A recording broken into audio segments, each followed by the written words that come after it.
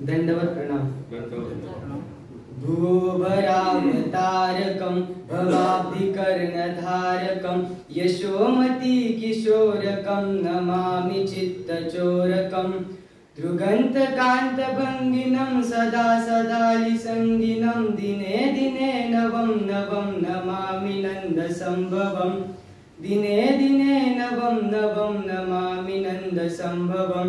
श्री गोपाल कृष्ण महाराज की जय।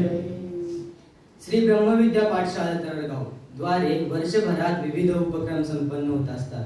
त्यात आध्यात्मिक असेल, साहित्यिक असेल, सांस्कृतिक असेल किंवा साधकांच्या कलागुणांना पाठबळ व प्रोत्साहन देऊन त्यांच्याकडून ईश्वरार्चन सेवा करविणे असेल, अशा विविध पैलूतून साधक घडविण्याचे कार्य ही ब्रह्मविद्या पाठशाळा 21व्या शतकात अविरतपणे अखंडपणे समाजहितासाठी करत आहे। वैचारिक दृष्टीने, चिंतनाच्या दृष्टीने व अभ्यासाच्या दृष्टीने अशा विविध अंगी लक्षवेधी असणारा या संस्थेतील अभिनव उपक्रम म्हणजे श्री चक्रधरांची ज्ञानामृत व्याख्यानमाला। तर या व्याख्यानमालेतील धर्मवार्तेच्या शुभ प्रसंगी महानुभाव पंथाचे आराध्य दैवत असणाऱ्या पंचकृष्णांना अभिवंदन करतो। मुख्य करून ज्यांच्या पदस्पर्शाने व परिभ्रमणाने या महाराष्ट्राला तेजस्विता, सात्विकता व प्रसन्नता प्राप्त झाली आहे असे अनंत ब्रह्मांड नायक, सृष्टीचालक, साधनदाता सर्वज्ञ श्री चक्रधर स्वामींच्या पवित्र श्री चरणी नतमस्तक होतो।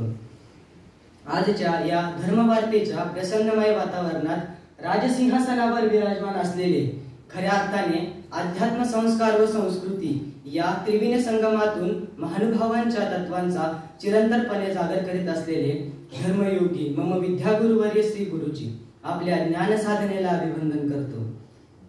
माझ्या धर्मरूप वाटचालीतील प्रथम दिशादर्शक, मार्गदर्शक व शुभचिंतक असे माझे पितृतुल्य मायपोट असलेले डोमेग्राम निवासी आदरणीय गुरुवर्य श्री अण्णाजी, तसेच माझ्या धर्मसंगोपन करणाऱ्या आदरणीय गुरुआई आपल्या प्रती कृतज्ञतापूर्वक अभिवंदन करतो।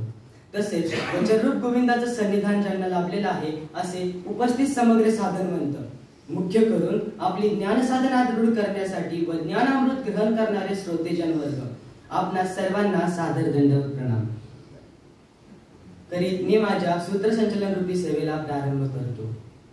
सर्वज्ञ श्री चक्रधर स्वामींनी आरंभलेल्या उद्धार यात्रेतील राजमार्गावर वाटचाल करणारे आपण सर्व साधक रूपी वाटसरू आहोत। सर्वज्ञांची विचार प्रणाली, पूर्वजांची आचार प्रणाली व पंचकृष्णांचे विचार तत्व या अनुषंगाने एक नवा विचार, एक नवी दृष्टी, एक नवी दिशा व एक नवा आयाम या व्याख्यानमालेतून आपल्या धर्मरूप वाटचालीसाठी उपयुक्त व प्रेरणादायी ठरत आहे। खऱ्या अर्थाने ही व्याख्यानमाला आम्हासारख्या नवीन विद्यार्थी घडविण्याचे कार्य करत आहे। वक्तृत्व, वक्तृत्व म्हणजे काय?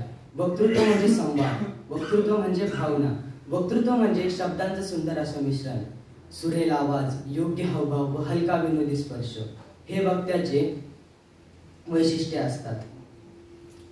विचार हे त्याचे शस्त्र असतात, वैचारिक साहित्य हे त्याचे वज्रकवच असतात। म्हणून थोडक्यात सांगायचे झाले तर वक्ता, विचार हे केवळ उच्चारण नसून हे मनाला स्पर्शून जाणारी एक अनुभूती आहे। म्हणून आजच्या या धर्मवार्तेत महत्त्वपूर्ण अशा 2 विषयांवर चिंतन मंथन होणार आहे। व्याख्याता हा सभेचा केंद्रबिंदू असतो, त्याचे वैचारिक, त्याचे विचार यातून त्याचे प्रतिबिंब दिसत असतात। आजच्या या धर्मवार्तेतील प्रथम व्याख्याते या ज्ञानमंचावर आपले विचार व्यक्त करण्यासाठी येत आहे।